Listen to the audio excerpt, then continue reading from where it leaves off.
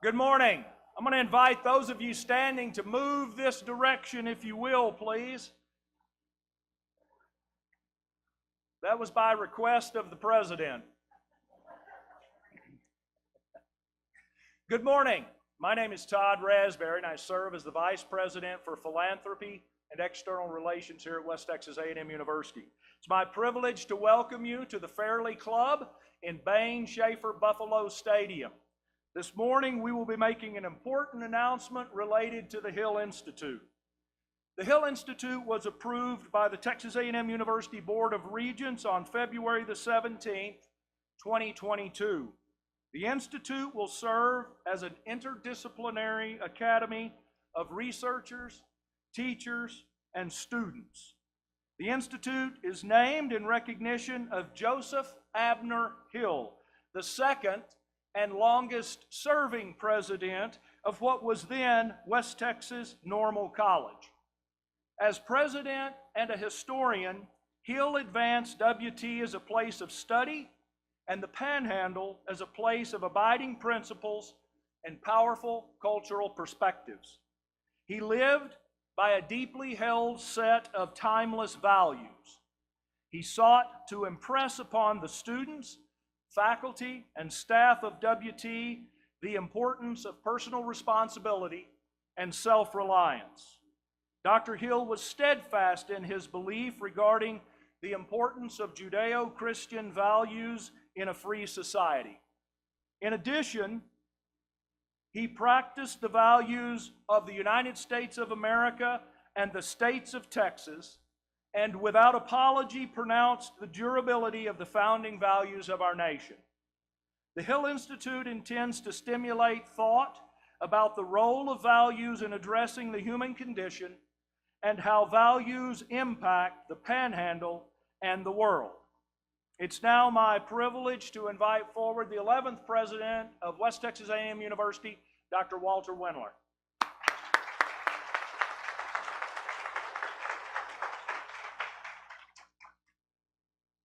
Thanks, Todd.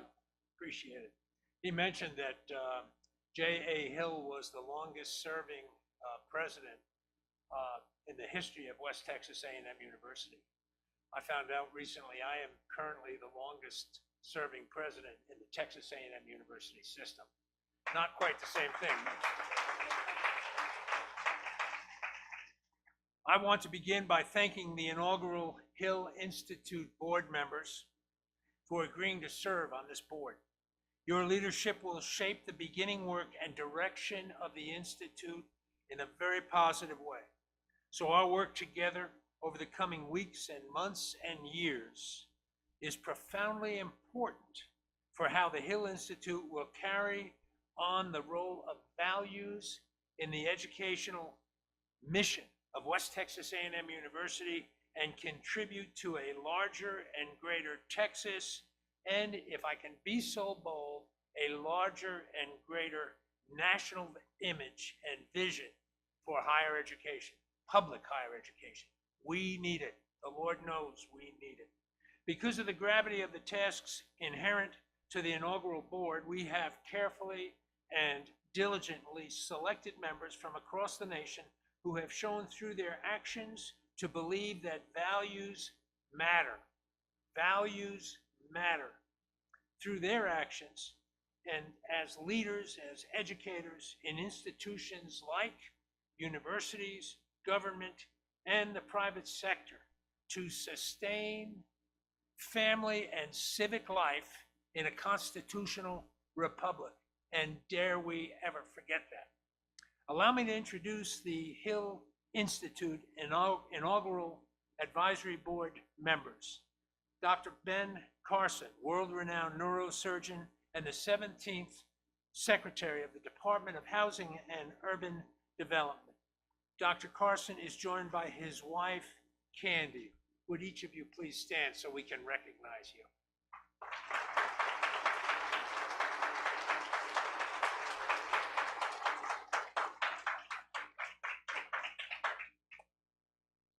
Chris Cloninger served almost 2 decades as the president and a member of the board of Aflac Incorporated. Chris is joined by his wife, Lisa. Would each of you stand?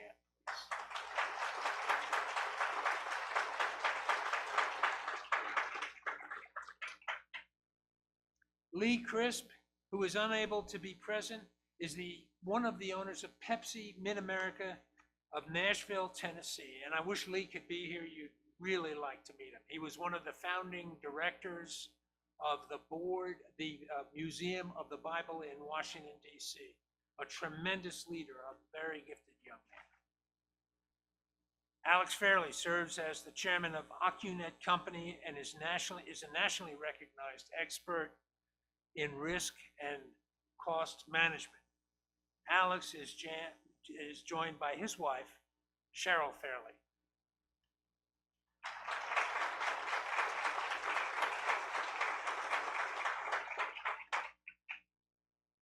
Tim Lambert, who I got to know at a Mexican restaurant in Plainview, Texas, is here.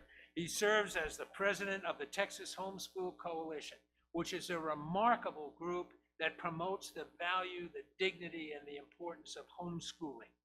And that group is the largest homeschool network in the United States of America. Tim's wife, Lindsay, couldn't be here, but Tim, please stand and let us recognize you.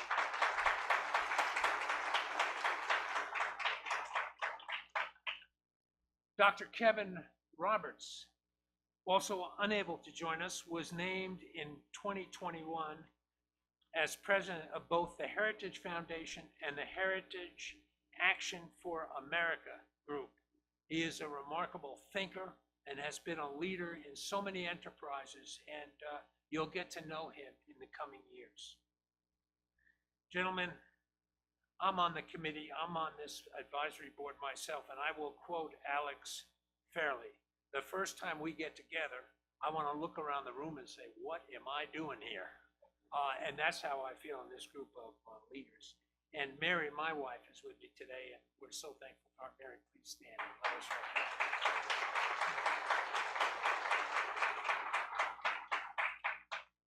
On the back of the inaugural board brochure is a QR code, which will take you to a website where you can find more information about the Hill Institute. And there's a lot of stuff to look at and read.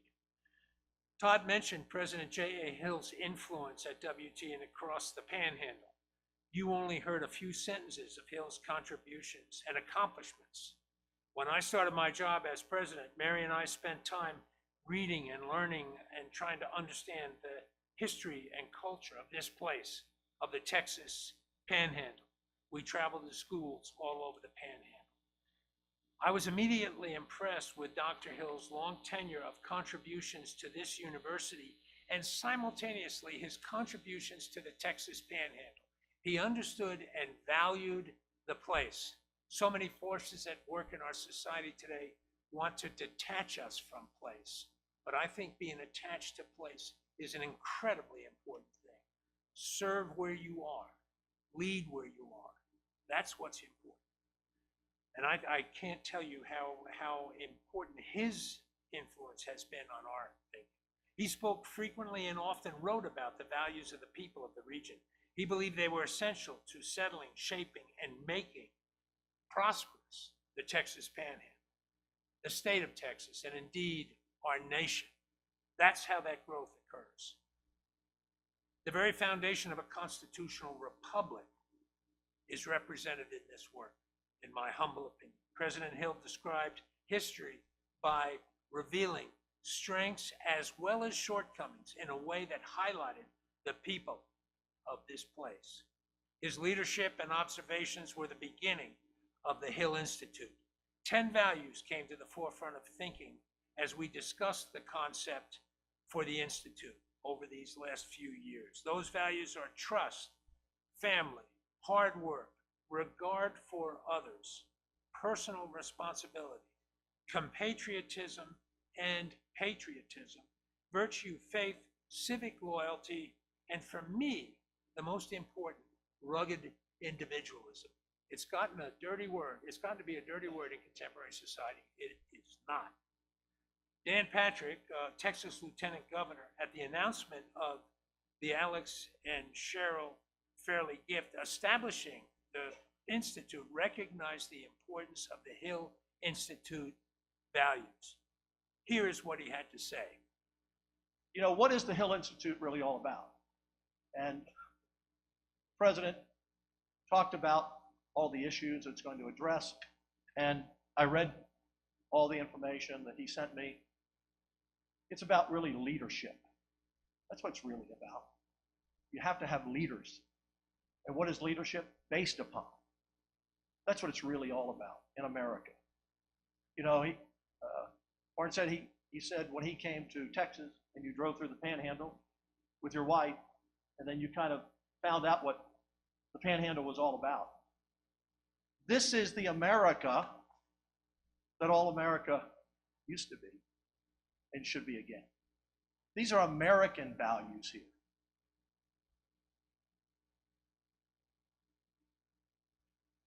The goal of the Institute is to have Panhandle values, Texas values, American values impact every profession and area of study at West Texas A&M through Hill scholars and Hill professors.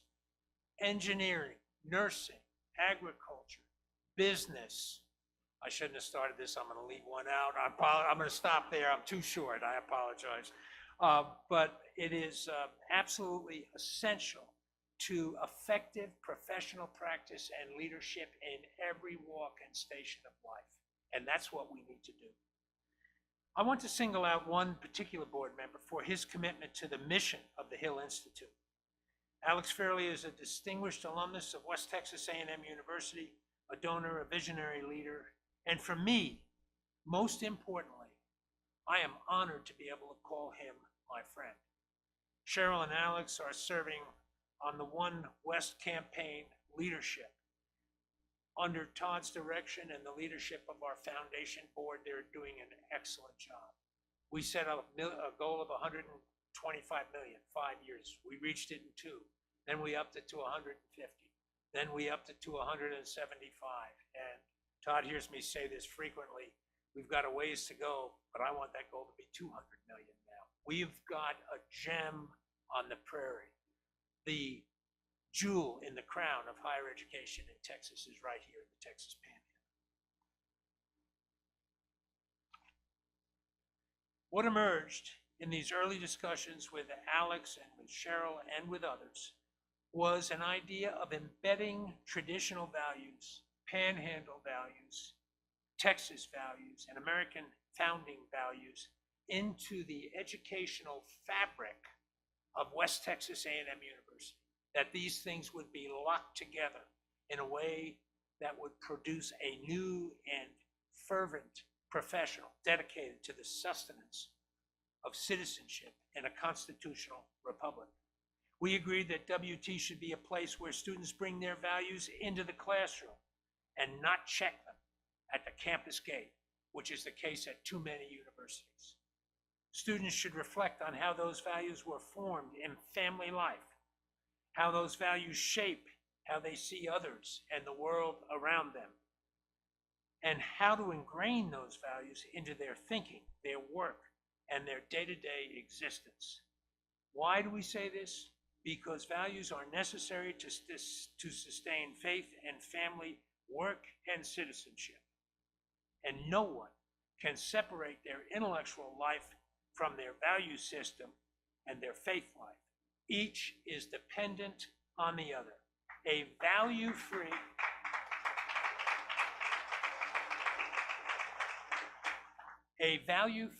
or value-loosened, which seems to be the goal of much higher education. Don't believe me, watch the news. Educational experience attempting to be value-free is a fool's errand. And I'll say it in strong language, it's a fool's errand.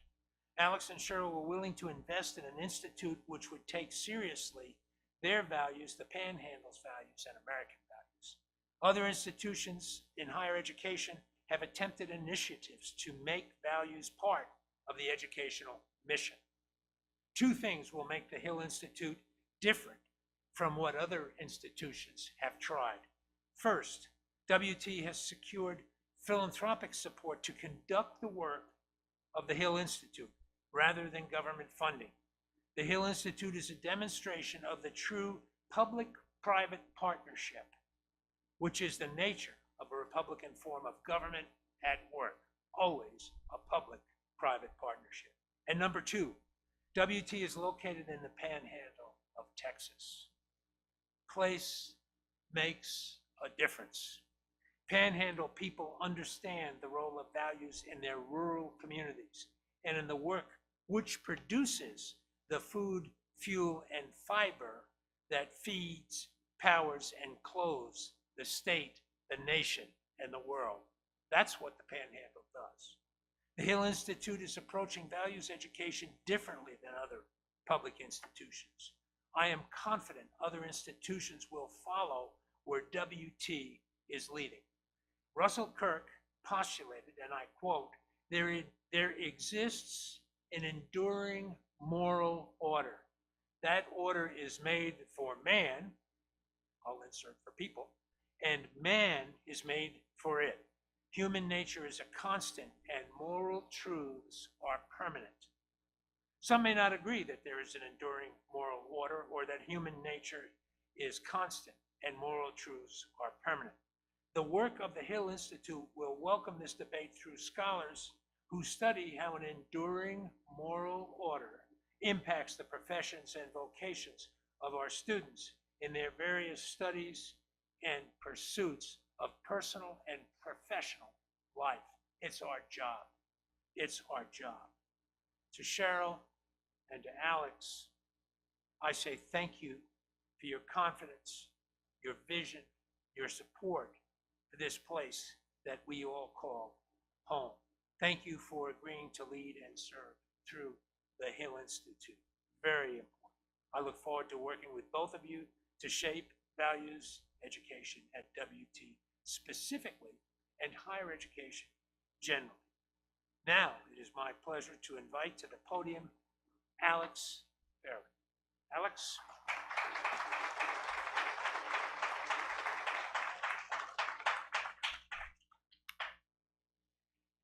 Thank you, Dr. Wendler. Thank you for your just visionary leadership here. Probably most people here know, but Dr. Wendler works so hard. I won't tell you how old he is, but he works way harder than his age. And he's told me he's going to give 10 more years to WT before he retires. Right. That was a joke. He didn't say that. But Walter is an idea guy. If you've been around him talking about ideas, you've heard him say that ideas sometimes are divisive. And I've come to understand what he means. Ideas are such because they're new, and they haven't been tried and tested, and they make us think, and they often require us to take risks. But the results can be transformative. Walter and I worked on shaping the Hill Institute for a good 2 years. I think that might be closer to 3. And then it's been another year since we announced it. And I honestly feel like today really is the kickoff. I asked Dr. Wendler if we could pause before we began all the things in his head that the Hill Institute should be doing and build a world-class board. And I told him I didn't really care how long it took, that I felt like a world-class board was utterly critical and would decide how long our runway would be. But these board members, and I don't know why that we have like the men and the women today. The women are, I bet all these guys would tell you the women are more important than the men. But these board members represent some of the nation's best thinkers, leaders, educators, but mostly they are good people to whom values matter. I've shared in previous settings that Cheryl and I have been concerned about how and what universities are teaching students in the way of values. And as we began talking to Todd and Walter and others, we wrestled with the idea of giving anything to higher education, because we weren't sure that we trusted, its direction. The fact that Walter was here, we finally came to the conclusion was an opportunity that we couldn't pass up. I don't think in any tenure other than Walter's, hopefully the person who succeeds him will be just as incredibly committed to values. But we felt like this was like a window of opportunity that something like this could be started, because it had to be led by somebody like Walter and, frankly, Mary. So as the discussions about the idea of the Hill Institute progressed, he told me about Dr. J.A. Hill. And he brought me a book one day of Dr. Hill's speeches and sermons, and he pointed some things out in it to me. And I read one speech that Dr. Hill gave in November of 1932, so not amazing on math, but 90 years ago. 93, I guess. Sure, that can do that math. At a time when the very idea, in that era, the very idea of our nation's investment in education was under assault. It was a big question. Should we invest in education in this country? It's hard for you to fathom that now when we've made these massive investments. But in those days, it was a big question. Should we be doing that? And here's what Dr. Hill said in November 1932. Quote, "Insofar as the educational system of this country is inadequate for the achievement of the purposes for which it was created, it behooves us to seek every means of improvement. What Texas and America need today is a leadership of intelligence and virtue. Education must take more account of permanent values." End quote. I was inspired by that. When it came time to name the institute, in the giving to university business, always something is named after the giver, the donor. And in our discussions, just in their graciousness, they assumed this would be somehow named fairly. But it wasn't a 2-second discussion in Cheryl's and I mind that the person who the Hill Institute should be named after, at that time it was just some institute, was Dr. Hill. It was so easy. Ben, Chris, Tim, Kevin, and Walter, I'm honored and energized by the thought of working alongside you. Walter's right. I told him that I wanted the board to be a group of men or women who I would walk into the room with and wonder how I got in. I can tell you that we've so succeeded in that. I will never sit at the head of the table of a board meeting. So thank you for agreeing to serve. And I want to also thank your wives, Mary, and of course Cheryl, Candy, Lisa, sorry. We know you'll give also to it. These values that the Hill Institute represents are instilled by a vigorously pursued faith life. They cannot be owned by a race or a political party. They are community and personal values, and they should be political and national values. They deserve careful consideration and study, because our nation and the world are in desperate need of a rudder to guide us.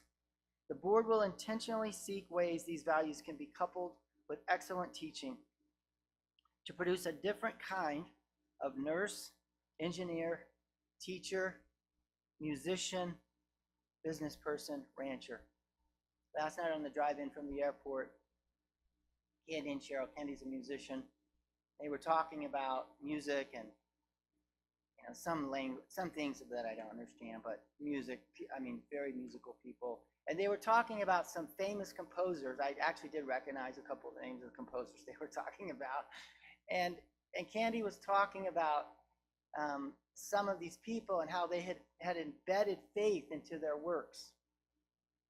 And not that that's, in fact, most people probably don't even know that. and it shouldn't be the thing that carries the day in discussion, people like, Bach and those people, but it's really true that these values should cut across every sector of society, no matter who you are, no matter what you do, no matter how important people think it is or not, no matter how much status it has or not. These values affect every single person and every single profession, and will affect every person that walks out of WT with a degree to go do something what they're going to do next. The Hill Institute will find ways to encourage students, as Walter said, to not check their values at the campus gate. Instead, it will encourage them to carry their values into their study and life in a way that connects heart and mind rather than separates them. You see, students from all over this region come here with these values. And through the Hill Institute, WT will reinforce the best of what families and houses of worship and places of business, farms and ranches, and the oil fields will instill in those that come. It's a simple truth. The way you live matters. The way we live matters. The Hill Institute will encourage and enrich these values as the foundation of being an effective citizen in a constitutional republic. So after a year of hard work, listen, when you want men like this to be on the board, you don't I look them up in the phone book and call them up and say, "Is Dr. Carson in? We wonder if he comes serve on our board." And I can tell you the way we connected these people, I had really almost nothing to do with it. None of them would have known me or returned my call. But Dr. Wendler and others have just worked so hard to bring this group together, and it's finally time to get to work. There's a lot of work to be done to embed values education into the fabric of WT and public higher education across the country. Before I introduce Dr. Carson, I'm going to tell you a little funny and embarrassing story. So last night, and Dr. Carson has told me to call him Ben. It's not coming out that way. Dr. Carson and Candy, we picked them up from the airport last night, and we were driving from Amarillo to Canyon, and I'm driving along, and there's red flashing lights in the back, and I'm getting pulled over by a policeman to get a ticket. And I wasn't paying attention to how fast I was going. I was trying to listen to Cheryl and Candy's discussion about J.S. Bach in the back seat. And so the guy pulls me over, and as he's coming, I'm kind of thinking, and I'm like, I also don't even have my wallet with me, so I didn't have a driver's license. He comes up, because we were on the interstate, on I-27, he comes up to, Dr. Carson was sitting in the right seat, and he comes up to his side, away from the highway, and he's got his flashlight, and he shines it in, and he's kind of like, "Sir," he was going down the road, the highway, the speed limit, and I just flew by him going 85 miles an hour. And so he's kind of stunned, like, it's kind of like, were you dumb enough to drive by a police going that fast? And he didn't say it quite that way, but that's what he was thinking. And I said, "Sir, I'm sorry, I was speeding. I'm in no rush. I'm guilty. I kind of want to say, would you just give me a ticket, get this over with, please?" And he said, "Do you have some insurance?" And he said, "Do you have a driver's license?" I said, "No, I don't have my wallet." And of course, Dr. Carson and Ken, they're just sitting there not saying anything. They're probably thinking, what in the world kind of people have we gotten connected with? And I said, "Sir, I don't have," he said, "You mean you don't even have a driver's license, or you just don't have a wallet?" I said, "No, I don't have a wallet. I really do have a driver's license." He asked for the insurance. Of course, Cheryl has insurance. She shows it to him. He looks at it. He said, "Sir, will you please get out of the car?" So I get out of the car, go in the back, and he said, "Sir, who's riding in the front seat with you?" And I said, "That's Dr. Ben Carson." I was kind of thinking, oh, I think this is good for me that he noticed that. In Amarillo right now, some people like me, some people really don't like me. So I wasn't really sure. But I said, "Dr. Ben Carson." And he said, "You mean the Dr. Ben Carson?" I said, "Yes, sir, the Dr. Ben Carson." He said, "Where are you going?" I said, "We're going to Canyon to see Dr. Wendler." He said, okay, today's your lucky day. I'm giving you only a warning. So he did. He got Dr. Carson's signature. He had a little business card, got his signature. Candy graciously told him how much we appreciate our law enforcement, like the best compliment he ever got. Sent us on our way. It was very embarrassing. But I realized I could drive to Canyon at whatever speed I wanted the rest of the way. When we asked them to join us, we weren't thinking that those are the things that we would get help with. They're much, much more important. But I want to say to you, men, and the two that aren't here, I'm so honored. I'm so honored to be on this board. I'm so honored that you took our time, that you came this way. So I can't say strong enough how honored we are to have you here to help us. And so we've asked Dr. Carson to address us briefly. And so let me welcome Dr. Ben Carson.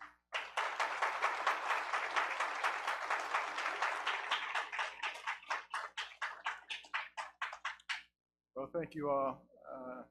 Candy and I are absolutely delighted to be here, particularly on an occasion like this.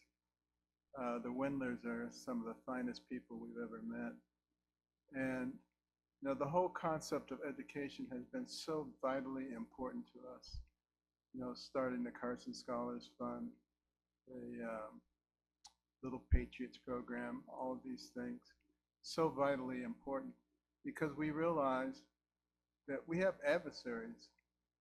We have people who actually don't like what we do as a nation, don't like us, have tried to infiltrate our system. It was Vladimir Lenin who said, "Give me your children to teach for 4 years, and the seed that I sow will never be uprooted."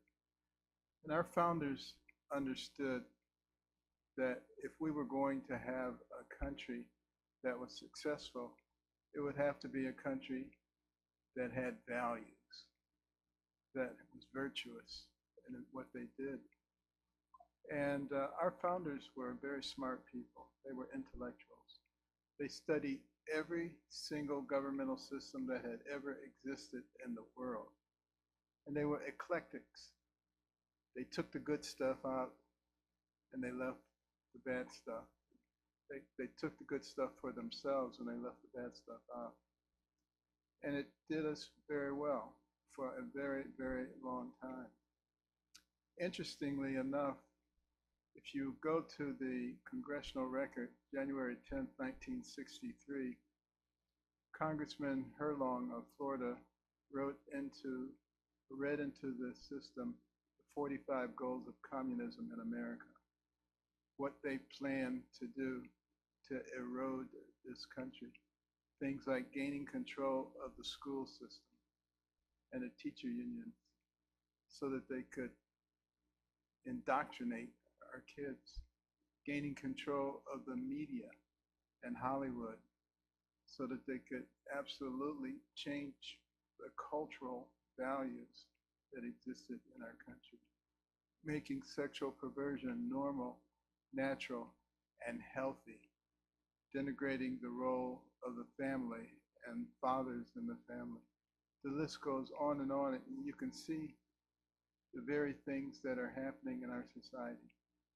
And that's why it's so vitally important to have a university like this, where not only do we pursue the intellectual things that universities are known for, but also to bring some virtue and some values back. Interestingly enough, if you go back to the beginning of our country, our universities, Harvard, Yale, Princeton, they started out as Bible colleges, as places where they wanted to produce men of the cloth who could go out and disseminate the word to people and disseminate values to people. And now those very universities have gone to the other end of the spectrum. But it's still very important to disseminate those values. And a value-laden education is a very good education. It did wonders for me. I was a horrible student. And, my mother, who had very little education, was very observant. She worked as a domestic, cleaning other people's houses, and they have very nice houses. And so she was a spy. She said, I'm going to see what these people are doing. And discovered that they didn't watch a lot of TV and they read a lot of books. And she came home and imposed that on my brother and me. And we were not happy campers. I mean, in today's world, we would have called social services. But, we had to do what she said. We had to read those books. And as I started reading about people, intellectual people, entrepreneurs, people like the people sitting here on the board, and I started reading about scientists and surgeons, and I began to realize that the person who has the most to do with what happens to you is you. It's not some circumstance. It's not other people. It's you, yourself, and the values you have and the personal responsibility that you develop. And it makes all the difference in the world. And I went from the bottom of the class to the top of the class in a year and a half. And I must say it felt pretty good. All the students who used to laugh and call me names were coming to me and saying, Benny, how do you work this problem? And I would say, sit at my feet, youngster, while I instruct you. I was probably a little obnoxious, but the fact of the matter is, it's the education that gives you the kind of value that people need. And that's what's needed in our society today. Everybody has a sphere of influence. And what are we seeing in our nation right now? People becoming enemies, wedges being driven between us on the basis of race, age, income, gender, political affiliation, religion, and it's making us into enemies. I have news for you. We are not enemies. Take the first letter. Take the first letter of each one of those words. Wayne. We are not enemies. We've let hatred and division wax for a long time. Now it's time to let it wane. And the way we do that is we produce the leaders of tomorrow at universities like this, through institutions like the Hill Institution. And it means we have to be courageous. One of the things that I discovered when I was running for president, traveling throughout the country, to the smallest little hamlets in Alabama and North Dakota to the largest cities, is that most of the people in our country have common sense. What they lack is courage. People would stand in the corner and stare at the floor rather than speak up for what they believe in.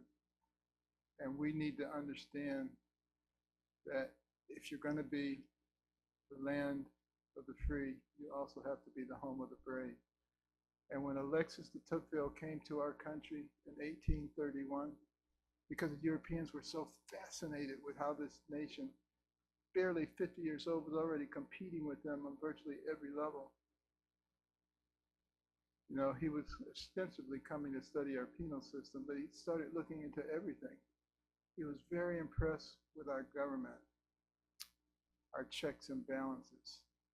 He was very impressed with our economic system that encouraged entrepreneurship and innovation. He was very impressed with our educational system. The fact that he could find a mountain man and the guy could read. The guy could tell him about the Declaration of Independence. But the thing that really blew him away were our churches and those sermons that came out of there.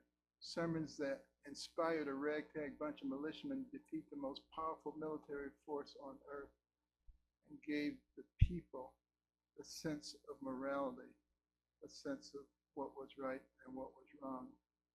And he concluded his 2-volume series, Democracy in America, by saying, America is great because America is good. And if America ever ceases to be good, she will cease to be great.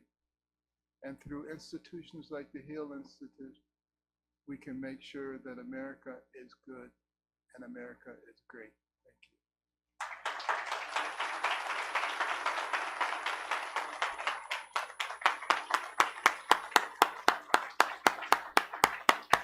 I'm going to ask the board members to stand up one more time, and please. And let's thank them for their volunteer service on the Hill Board.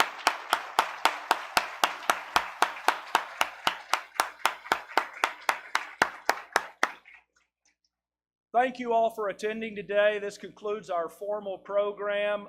Media, Chip, where's Chip? Here's Chip. Media, if you will get with Chip, we'll provide you an opportunity for interviews.